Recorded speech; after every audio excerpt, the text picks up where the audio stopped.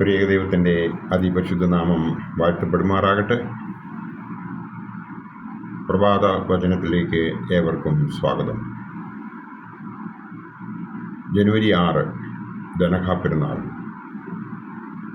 ഇന്നത്തെ ദിവസം എവൻഗലിയോനിൽ വായിക്കുന്ന വേദഭാഗം ലൂക്കോസ് എവൻഗലിയോസ്ത എഴുതിയ സുവിശേഷം 3-ാം അധ്യായം 15 മുതൽ 22 വരെയുള്ള ഭാഗമാണ്. കർത്താവിൻ്റെ മാമോദിസ പെരുന്നാളാണ് ധനഹാ അഥവാ ഉദയം എന്നറിയപ്പെടുന്നത്. ഈ പെരുന്നാൾ എപ്പിഫനി എന്നറിയപ്പെടുന്നുണ്ടെങ്കിലും തിയോഫനി എന്നാണ് കൂടുതൽ ശരിയായിട്ടുള്ളത്. തൃത്വത്തിൻ്റെ ഉദയമാണ് കർത്താവിൻ്റെ മാമോദിസ പെരുന്നാൾ. യോഹന്നാൻ സ്നാപകൻ ക്രിസ്തുവിനേക്കാൾ 6 മാസം പ്രായം കൂടുതൽ ഉള്ള ആളായിരുന്നു. യേശു ക്രിസ്തുവിനെ കാത്തിരിക്കുന്ന ജനം യോഹന്നാൻ സ്നാപകനെ കണ്ടിട്ട് ക്രിസ്തു ആണെന്ന് സംശയിക്കുന്നു. എന്നാൽ ക്രിസ്തുവിൻ്റെ സ്നാനം സ്വയം നടത്തിയ സ്നാപക യോഹന്നാൻ തൻ്റെ സ്ഥാനം സ്വയം ഏറ്റെടുക്കുന്നതിന് വേണ്ടിയിട്ട് ആഗ്രഹിച്ചില്ല. എന്നാൽ ആധുനിക സുവിശേഷകർ ശ്രമിക്കുന്നത് പോലെ യോഹന്നാൻ സ്നാപകൻ വേണമെങ്കിൽ ഞാനായിരുന്നു ക്രിസ്തു എന്ന് അന്നത്തെ ജനങ്ങളെ പറഞ്ഞ് തെറ്റിദ്ധരിപ്പിക്കാമായിരുന്നു. അത് അദ്ദേഹം ചെയ്തില്ല. യോഹന്നാൻ സ്നാപകൻ കൃതജ്ഞതയോടെ പറയുന്നു, എന്നേക്കാൾ ബലവാനായവൻ വരുന്നു, അവൻ്റെ ചെരുപ്പിൻ്റെ വാർ അഴിപ്പാൻ ഞാൻ യോഗ്യനല്ല. ലൂക്കോസ് എവൻഗലിയോസ്തയുടെ സുവിശേഷം 3-ാം അധ്യായം 16-ാം വാക്യം. മത്തായി ശ്ലീഹ എഴുതിയ സുവിശേഷം 3-ാം അധ്യായം 11-ാം വാക്യം. അപ്പോസ്തല പ്രവൃത്തികൾ 13-ാം അധ്യായം 25-ാം വാക്യം. ഞാൻ ക്രിസ്തുവല്ല, ഞാൻ ഏലിയാവല്ല. യോഹന്നാൻ ശ്ലീഹായുടെ രക്ഷാസുവിശേഷം 1-ാം അധ്യായം 20 മുതൽ 21 വരെ. ജനം വലിയ സ്ഥാനം നൽകുമ്പോൾ ഞാൻ ആ വ്യക്തിയല്ല, എനിക്ക് മുമ്പേ ഉണ്ടായിരുന്നവൻ, എനിക്ക് മുമ്പനായ ക്രിസ്തുവിനെ കാണിച്ചു കൊടുക്കുന്ന ഉത്തമ മാതൃക. യോഹന്നാൻ ശ്ലീഹായുടെ സുവിശേഷം 1-ാം അധ്യായം 30-ാം വാക്യം. ലക്ഷ്യം കൃത്യമാണ്, അവൻ വരണം എന്ന് ആഗ്രഹിച്ച ഒരു വ്യക്തിത്വം. ഇവിടെ വളരെ ക്ലിയറായിട്ട് യോഹന്നാൻ ശ്ലീഹായുടെ പുസ്തകം 3-ാം അധ്യായം 30-ാം വാക്യത്തിൽ പറയുന്നു, അവൻ വളരണം, ഞാൻ കുറയണം. വിനയത്തിൻ്റെയും ഏൽപ്പിക്കപ്പെട്ട നിയോഗത്തിൻ്റെയും വിശ്വസ്ത മാതൃക യോഹന്നാൻ സ്നാപകനിൽ കാണുവാൻ കഴിയും. ന്യായവിധിയെ സംബന്ധിച്ചുള്ള ഒരു മുന്നറിയിപ്പും ലൂക്കോസ് എവൻഗലിയോസ്ത തൻ്റെ 3-ാം അധ്യായം 17-ാം വാക്യത്തിൽ എഴുതിയിരിക്കുന്നത് നമുക്ക് കാണുവാൻ സാധിക്കും. ഹെരോദാവ് തൻ്റെ സഹോദരൻ്റെ ഭാര്യ ഹെരോദിയെ വിവാഹം കഴിച്ചിരുന്നു. ജീവിച്ചിരിക്കുമ്പോൾ ഹെരോദാവ് സ്വഭാര്യയിൽ നിന്ന് വിവാഹമോചനം നേടുകയും ഹെരോദിയെ ഭാര്യയായി സ്വീകരിക്കുകയും ചെയ്തിരുന്നു. സഹോദരൻ്റെ ഭാര്യയെ പരിഗ്രഹിക്കുന്നത് നിനക്ക് വിഹിതമല്ല എന്ന് യോഹന്നാൻ ഹെരോദാവിനോട് പറഞ്ഞിരുന്നു. ലൂക്കോസ് എവൻഗലിയോസ്തയുടെ സുവിശേഷം 3-19, മർക്കോസ് എവൻഗലിയോസ്തയുടെ സുവിശേഷം 6-18, മത്തായി ശ്ലീഹായുടെ സുവിശേഷം 14-3 ഇതിൽ പറയുന്നുണ്ട്. സത്യം വിളിച്ചു പറയുന്നതിന് അസാമാന്യ ധൈര്യം വേണം. അത് ജീവൻ തന്നെ അപകടത്തിലാക്കാൻ സാധ്യതയുണ്ട്. സത്യത്തിനും അധാർമികതയ്ക്കും എതിരെയുള്ള പോരാട്ടമാണ് യോഹന്നാൻ സ്നാപകൻ ഹെരോദാവിനെതിരെ നടത്തിയത്. അതുകൊണ്ട് തന്നെ യോഹന്നാൻ സ്നാപകൻ്റെ ശിരസ് ഛേദിക്കപ്പെട്ടു. മത്തായി ശ്ലീഹായുടെ സുവിശേഷം 14-ാം അധ്യായം 5 മുതൽ 11 വരെയുള്ള ഭാഗം വായിക്കുമ്പോൾ നമുക്ക് ഇത് ക്ലിയറാവും.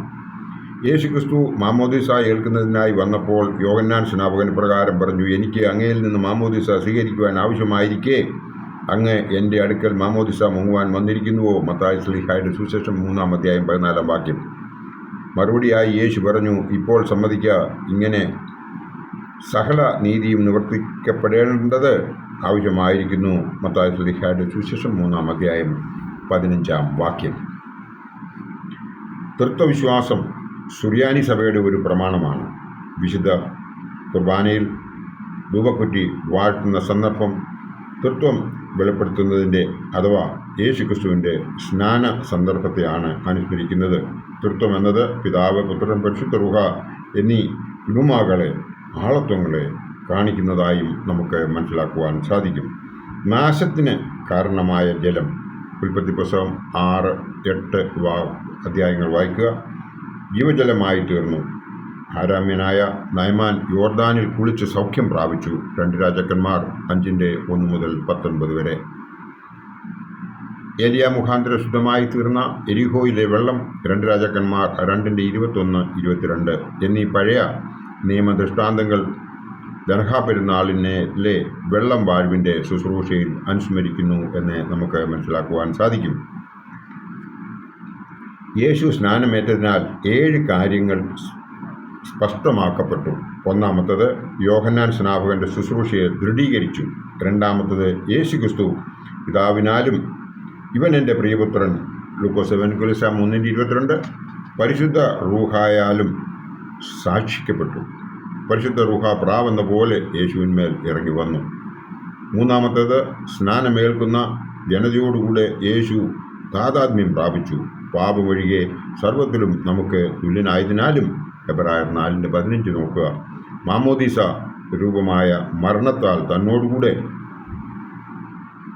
സംസ്കരിക്കപ്പെടേണ്ടതിനും റോമർക്ക് എഴുതിയ ലേഖനം 6:1-6 വരെയുള്ളവർ നോക്കുക, ഇതാവശ്യമായിരുന്നു. നാലാമത്തേത്, സ്നാനമേൽക്കയാൽ യേശുക്രിസ്തു തൻ്റെ മരണത്തെ മുൻകൂട്ടി സൂചിപ്പിച്ചു. അഞ്ചാമത്തേത്, സ്നാന ജലത്തിലേക്ക് ഇറങ്ങിയതിനാൽ സ്നാനജലത്തെ ശുദ്ധീകരിച്ചു. ആറാമത്തേത്, അടിമനുഖത്തിൽ നിന്ന് ചെങ്കടൽ കടന്ന് ജനത്തെ മോശ നയിച്ചതിനെ, അതായത് പുറപ്പാട് പുസ്തകം 14:21-22 യേശു ദൃഷ്ടാന്തീകരിച്ചു. ഏഴാമത്തേത്, പാപത്താൽ ദൈവത്തിൽ നിന്ന് വേർതിരിക്കപ്പെട്ട ഭൂമിക്ക് സ്വർഗം തുറന്നു കിട്ടി. ലൂക്കോസ് എവൻഗലിസ്തരുടെ സുവിശേഷം 3:21 യേശു സ്നാനമേറ്റ് പ്രാർത്ഥിക്കുമ്പോൾ സ്വർഗം തുറക്കുന്നു എന്ന് കാണുന്നു. ക്രിസ്തുവിൻ്റെ രക്ഷിക്കുന്നതിനുള്ള ശക്തി പിതാവിൽ നിന്നാകുന്നു എന്ന് സ്പഷ്ടം. സ്വർഗം തുറന്നു എന്നതിനാൽ ദൈവകോപം നീങ്ങിയെന്ന് രക്ഷാകര ദൗത്യം സമാരംഭിക്കുന്നുവെന്ന് പ്രാവ് നോഹയെ അറിയിച്ചതുപോലെ ഉൽപ്പത്തി 8:8-13 വരെയുള്ള ഭാഗം നോക്കുക. ക്രിസ്തു നമ്മെ ദൈവത്തോട് നിരപ്പാക്കിയെന്ന് പരിശുദ്ധാത്മാവ്, അതായത് പ്രാവിൻ്റെ രൂപത്തിൽ നമ്മെ അറിയിക്കുന്നതായിട്ട് നമുക്ക് ഈ ദിവസത്തെ കാണുവാൻ സാധിക്കും. ഈ ദനഹാ പെരുന്നാളിൻ്റെ ഇമ്പോർട്ടൻസ് ഇപ്പോൾ നിങ്ങൾക്ക് മനസ്സിലായി കാണും എന്ന് കരുതുന്നു.